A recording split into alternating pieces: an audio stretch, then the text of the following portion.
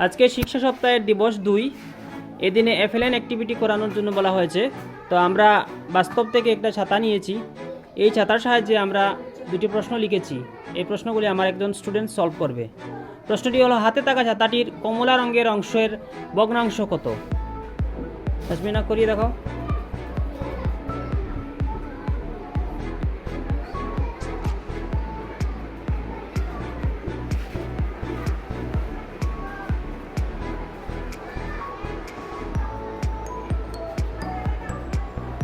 হয়েছে? ক্ল্যাপ দাও। এখানে কি লিখেছো? মোট অংশ কয়টি? ছাতার মোট অংশ কয়টি? হ্যাঁ, এবং কমলা রঙের অংশ কয়টি? ঠিক আছে। এখন তুমি সবুজ রঙের অংশের ভগ্নাংশ লিখো। সবুজ রঙের অংশের ভগ্নাংশ।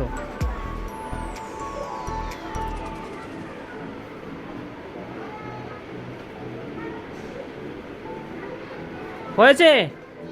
ক্ল্যাপ দাও। Very good.